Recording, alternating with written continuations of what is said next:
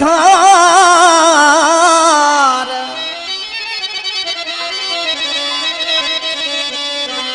केड़ी मयार धारन ते दिन छिनी कयो वधार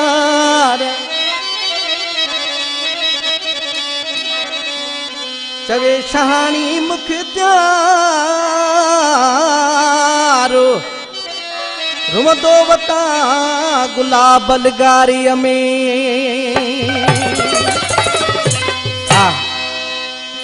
इन कलाम ले फरमाशा मुलाकात यार खां फरमाशा हाजी रखियो सठियो मुराद सठियो अबू सठे जी फरमाशा ईदू सठे जी फरमाइश अली असम सठियो हफीज़ छुटे जी फरमाइश नंढो हयात सठियो साईं हबीब शाह जी फरमाइश आहे ऐं ॿिया दोस्त ॾिसी दरवेश थो उसां न आहे त वसुधारन ते कोन हलियो आहे रूह पंहिंजे खे मुपलियो वसुधारन ते कोन हलियो आहे रूह पंहिंजे खे मुपलियो जेके ख़ास हुया धनी दिल जा आहे दर्द उन्हीं खां मिलियो वसुधारन ते कोन हलियो आहे दर्द उन्हनि खां मिलियो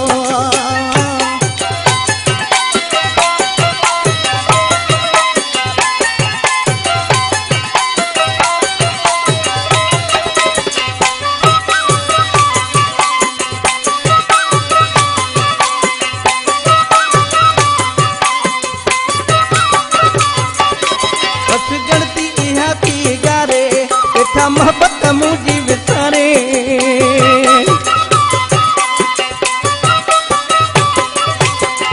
गणती आती गारे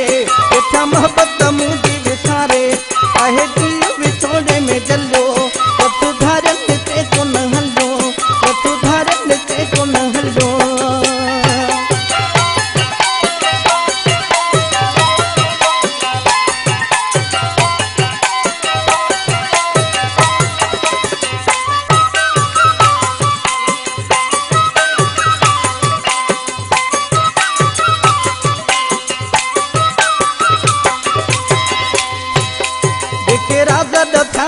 थारा हुया अंतर जाते कारा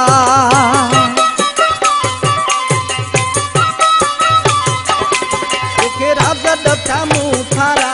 हुया अंतर जाते कारा मिलो बप्पा जो इयो सिलो वसुधारन ते कोन हलियो वसुधारन ते कोन हलियो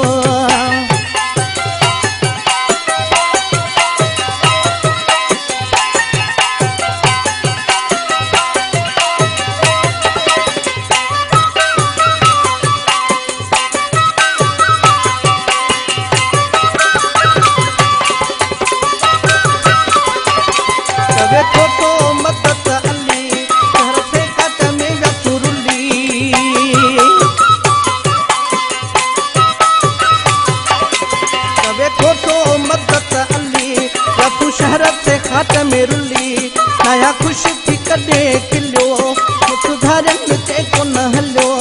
आहे रूह पंहिंजे खे मुपलियो जेके ख़ास हुया धनी दिल जा आहे दर्द उन्हनि खां मिलियो वसुधारन ते कोन हलियो आहे रूह पंहिंजे खे मुपलियो